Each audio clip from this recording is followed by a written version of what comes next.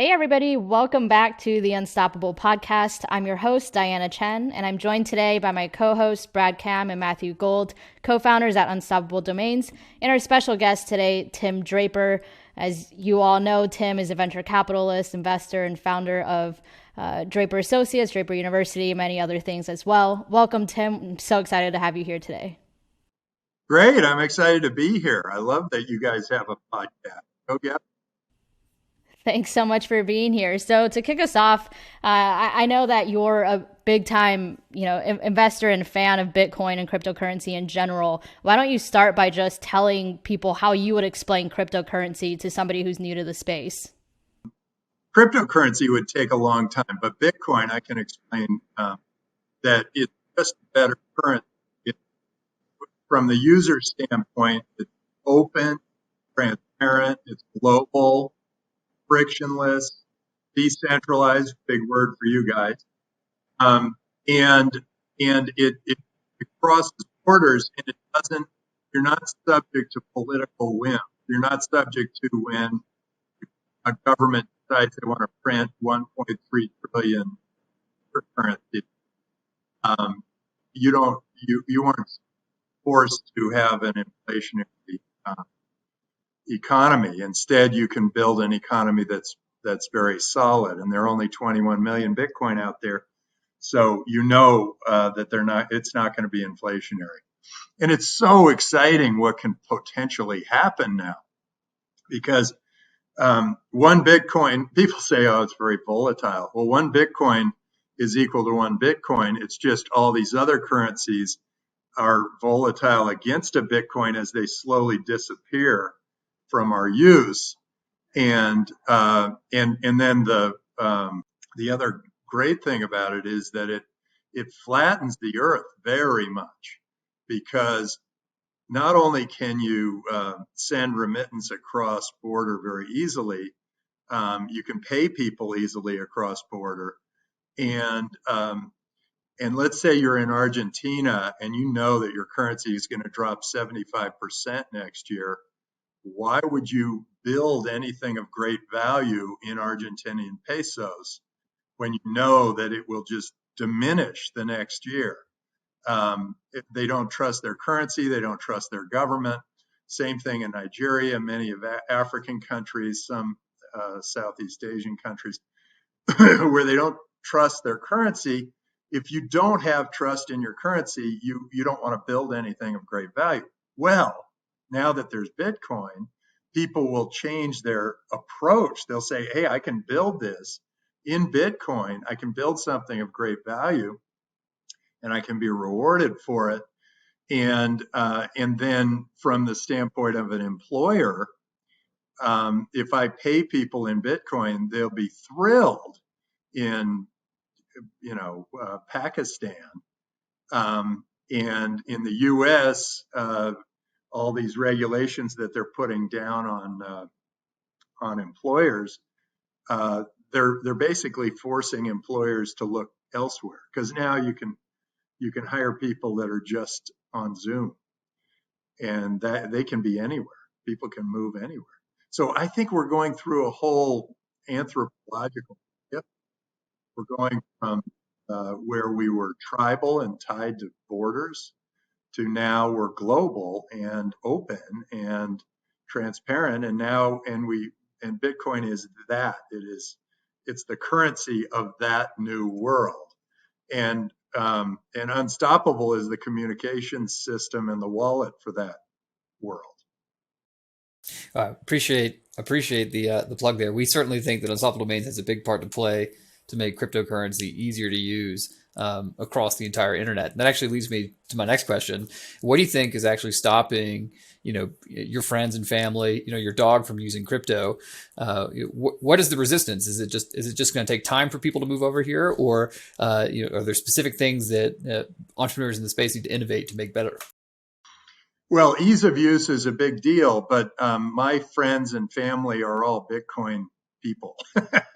I've been talking about it for so long, they're finally starting to come around. The friends, the family has been on board from the word go, because where the Drapers were always looking out and, at and envisioning the future and trying to see what the future is going to look like. And when they see a new currency that's going to be the future currency, they're going to all get involved. So they have. And my friends, some of them jumped on board right when I talked about it, and some of them have come back regretting that they didn't. We actually had, and we have very funny stories about where I gave away Bitcoin coins to all the speakers at Draper University. These, I forget the name of the company, started with a C. Cassius coins, yes. Cassius coins. So I gave one to each of my speakers. That was when Bitcoin was about $200. And I thought, well, that's a good speaking fee for you guys. And they, and most of them just put them away, hit them, did whatever they wanted to do with them. I was just talking to Harris Barton, and he said, when I heard that these things were worth $35,000, now of course they're $50,000 today. When I heard they were worth $35,000, I tore the house apart looking for this stupid thing. But we've also great. I told Harris, but it's okay. You can say your speaking fee is $35,000 because it was one big. Yeah, one Bitcoin. Well, speaking of price predictions, so actually on September 24th, 2014, and this was a while ago, you predicted the price of Bitcoin will reach 10,000 in 3 years. And then on November 29th, 2017, Bitcoin reached 10,000. First of all, how did you do that? And then I was off for a month or two, right?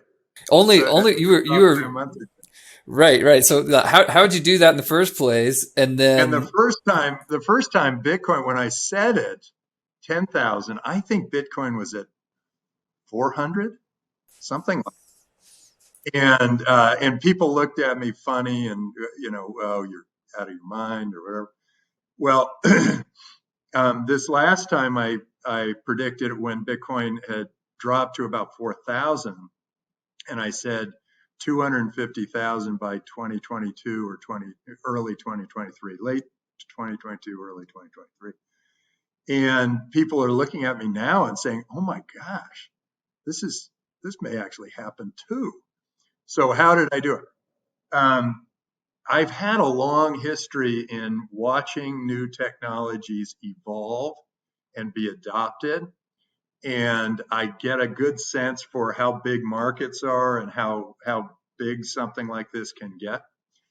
And I know that the pattern that they go through, that it goes in fits and starts, and there's a sort of a hype thing, and that's what I was expecting in 2017 was this sort of hype thing that would happen.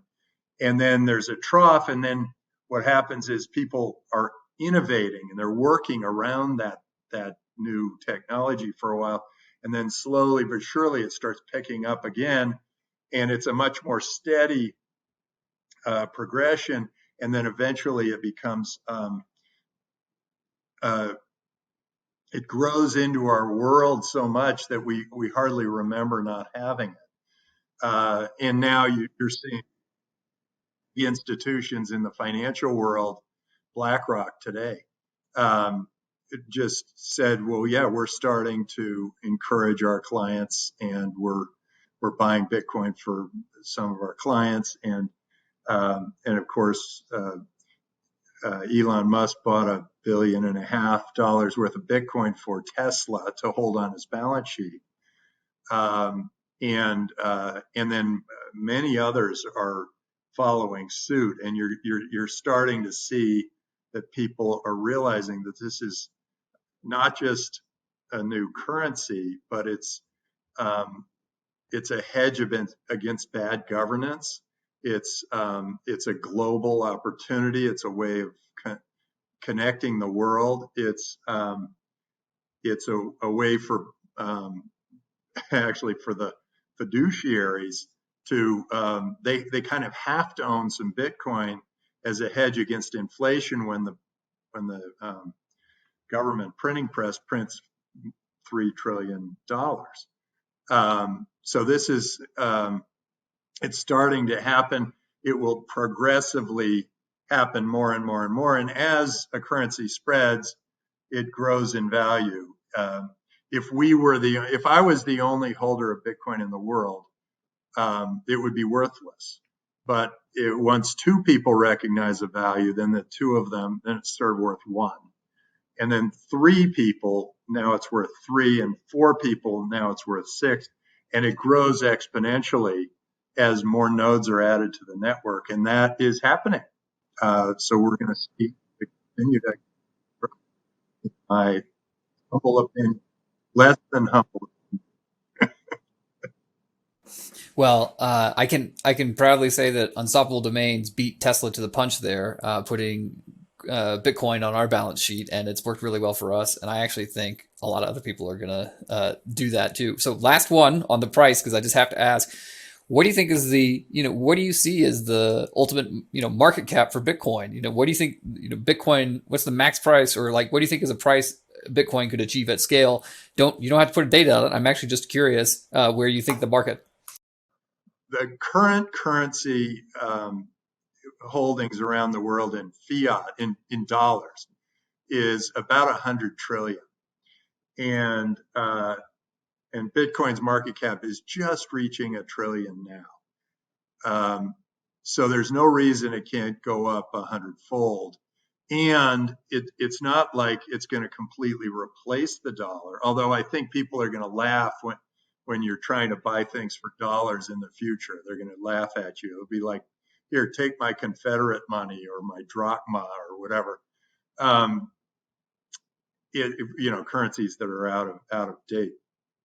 And I think it's going to look that way, but I think it also expands the market for currency, because this currency can move much faster than other currencies. It is frictionless. You can actually you can transact business much faster in Bitcoin, and that will compound over time. It'll get quicker and more efficient, and it'll compound over time.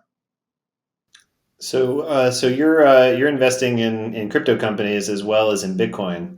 What are some of the ideas that have been keeping you up at night lately? What have you been thinking about before you go to sleep?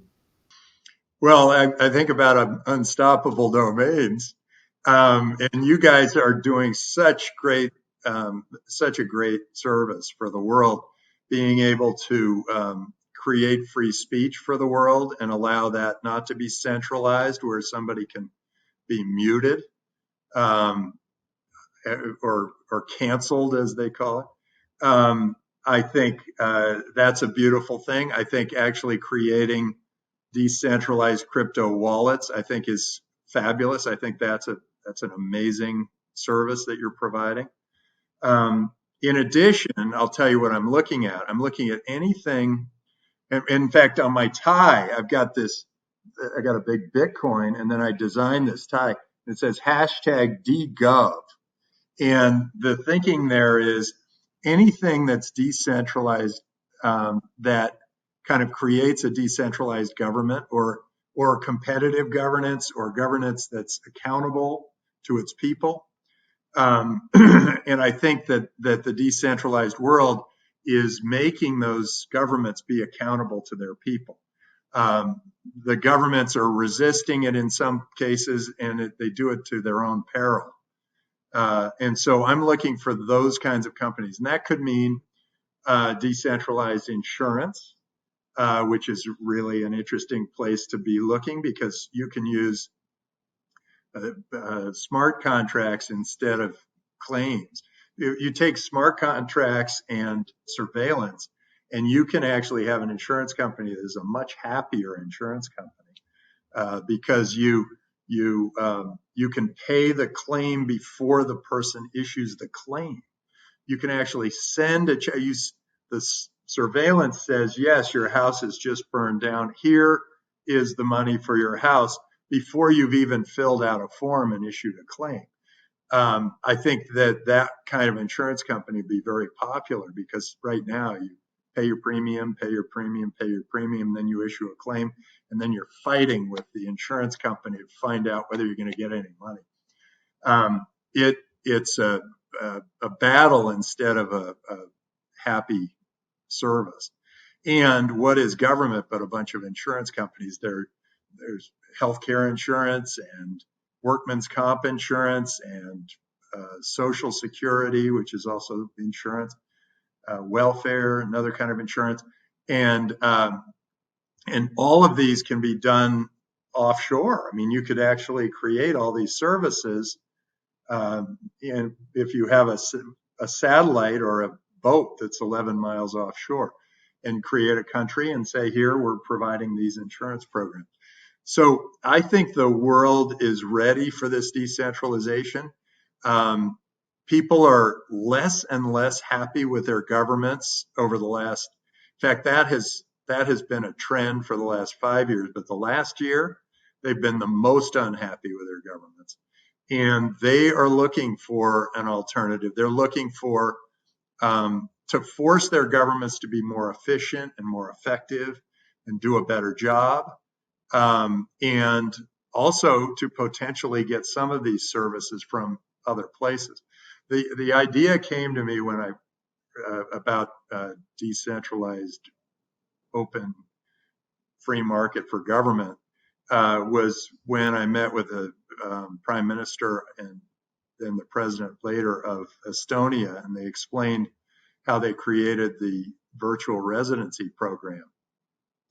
And they said, by using digital signatures, we saved 2% of our GDP, and digital voting brought in the young population to vote, and then digital identity lowered the crime rate and increased the business climate, and improved the business climate. And then they said, and here's this virtual citizenship or residency program. And they made me the third virtual resident. And now I think there are 500,000 virtual residents of Estonia. And they only have 1.3 million people in Estonia. And so that means that they can compete. If they start providing real government services there, they can start competing outside of their world. And so I love that area. I also love that healthcare is going to be decentralized. It's going to be our company Cloudmedics does a better job than the average doctor in diagnosing a disease, and when combined with a doctor, does even a better job. And then in therapeutics, that can all be digital too. It can be like, oh, what's your blood type? What's your genetic history? What's your medical history? Oh, here's a drug for you. Boom. Can be just done on the screen, and they can ship the drug overnight. So I think you've got some major changes in the biggest industries in the world happening right now. So you guys are going after communications and wallet holding, whether that they call that banking or what they call it, finance. But others are going after insurance and healthcare and government, and those are going to be big, big, big areas. So Coinbase is the first crypto company that looks like they're going to get listed on the stock exchange next month. And so I got to ask, how long do you think it's going to be before crypto native companies start replacing large companies? Coinbase is kind of like a big exchange/bank. For example, how long before a crypto company replaces Visa or PayPal on the stock market? Or do you think these companies are going to adapt? Now, you're coming from the startup side, so I know you're biased, but I'm just, what's your timeline on this? Well, I'm always careful about saying replace. I always think they enhance and they create new services, and it does transform industries. And yes, I think you're going to see, well, right now you can use OpenNode. If you're a retailer, you can use OpenNode and accept Bitcoin, and the transaction speed and the scale of the business with Bitcoin can be faster than the Visa network. And so it's coming. You're going to see this decentralization coming, and it's going to be faster and faster and faster. What they do is they operate off chain and then bring it back on chain later if they feel like it. Otherwise, they just hold it.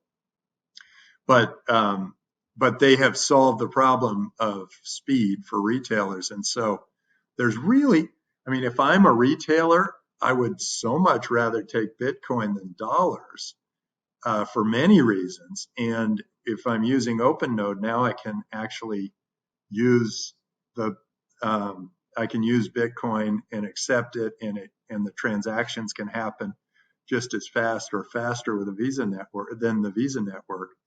And I don't have to pay 2.5% to 4% to the banks every time somebody swipes a credit card.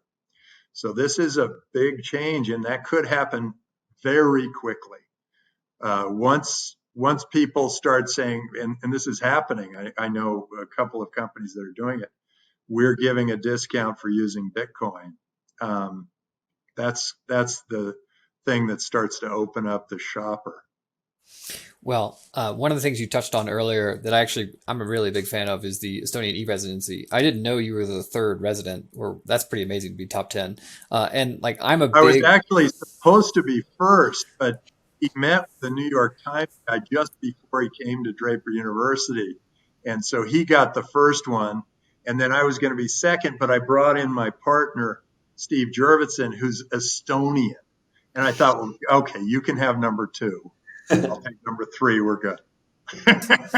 Well, I mean, still top 10. I mean, and now there's over 500,000 people registered. And I think people are really underestimating how big something like this could be. Like, I'm a huge proponent of consumer owned data. Like, these markets are huge. You have these problems in, Europe with GDPR. You see all these problems in the US with lock in on some of these social networks like Facebook and Twitter.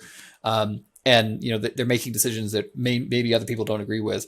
But, so how do you think freedom makes people richer? Like, because it definitely gives you more options because you can choose more things. But I think a lot of people out there forget that freedom actually makes you wealthier just overall. And like, how does cryptocurrency and Bitcoin play into that? Yeah, it's interesting. I was talking to the Prime Minister of Kazakhstan several years ago, and I said, hey, why don't you guys do this? You could have 1 billion Kazakhs, running around the world. And Kazakh, it turns out, means free. It's not a particularly free country right now, but it could be. And they could operate outside of Kazakhstan. They could have people anywhere around the world. Well, here's how I look at freedom. There are 2 things that make for a great world, and they are trust and freedom. And whenever you see a poor country, it's because they have leadership that they don't trust, because they don't want to build anything, because they'll come in there and take it from them. Or they have a system of government that controls them so that all the economic value goes up into the government and then gets swept around, and then the government decides what everybody gets and what everybody does. Well, this is one of the things that made me originally very excited about Bitcoin and cryptocurrency. And this is what I actually love about Bitcoin and crypto, is because you get a system that you can trust with 100% user consent. So you have a trusting system where you have complete freedom, where the users get to choose with their data. And I actually suspect that's behind the boom in all this investment in the cryptocurrency market. And, we go through these cycles of investment, but there just continues to be more money put into the cryptocurrency space. And from people looking outside of it, they don't understand what's going on. But what it is you have this system where you have freedom and you have trust built into the protocol. And that's just a great place for people to build market economies. And so I suspect that this market's going to keep growing and occupy more and more of the space. Just like, you see South Korea now has a booming economy compared to North Korea I think it's inevitable, right? And that's what I tell people when I talk about crypto. Like, it's great to learn about this technology because it absolutely just has to happen. This is the market finding a release valve from all of these controls. Yeah, nothing's inevitable. You have to fight for your freedom. You have to keep pushing. But there is. You did put something in my head, and that is when people come to me and they say, "Well, when are you gonna sell your Bitcoin?" And I say, "Into what?" And they're going, what do you mean? And I say, well, wait, you want me to take the currency of the future and sell it into the currency of the past? You want me to take my Bitcoin and move it into like fiat dollars, whatever? No way. Why would I ever do that? I've got the currency of the future, and it seems like the rest of the world is coming along. We've got a good thing going. In fact, I'm a little baffled that Bitcoin doesn't just keep rising at a super high rate, because who's selling? I guess people need to buy things, and I guess I would that would be the way I would use my Bitcoin. I would invest it or I would spend it, but I would not turn it back into dollars. I would not turn it into the old currency when I've got the beauty of the new currency and the new technology and all the great things. Well, so I know you used to invest in crypto companies, or at least Boost VC, which is run by your son, Adam. And we used to invest in companies with Bitcoin very early on. And I'm actually kind of curious, when you think about your investments, since you're not looking to take them back out into dollars when you're looking at venture, are you actually thinking about them in terms of like how many Bitcoins you think this company is going to be? Is that the future of investing? You're trying to price things versus the index currency. Oh yeah. Oh, absolutely. Absolutely. And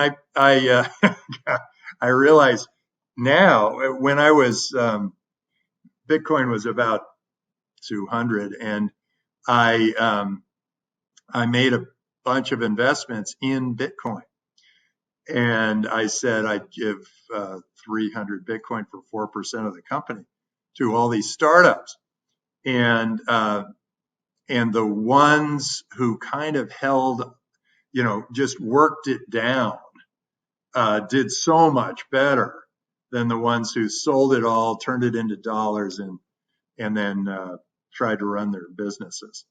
It just gave them more runway, more leeway. And, but I realized that I was paying, now, if you did that, you'd be paying, $100 million valuations or something for raw startup. Hey, you help seed a lot of entrepreneurs with that money and a lot of great ideas that went out there and that are going to go on to change the world. And we look at it now on our corporate balance sheet, and it's a better asset. Like you saw Michael Saylor out there, and then Elon Musk. I think it's going to be pretty soon when you see other huge companies put this on. Like we're not that far from Apple or Microsoft. So I'm actually going to ask for another prediction here. What do you think, if you were to pick a couple? You can pick more than one if you want, but what is your prediction on the next Fortune 500 company to add Bitcoin to the balance sheet? I would have said the first thing that came to mind was it's got to be a Fortune 100 company that has an innovative founder. And so I was going to go with Facebook, but I know that they had a competitive offering that got shot down by the government, and they're sensitive to I think the four that are under DOJ investigations are not going to want to do this. But I think it's probably the right thing for them to do. Uh, I think that if I'm the CFO of one of those big organizations, I am saying we have to own X percent in Bitcoin, because it's a hedge against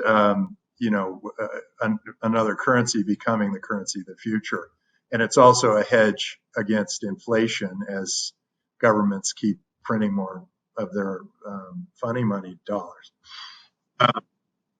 So If you have a prediction, we'll take it. yeah,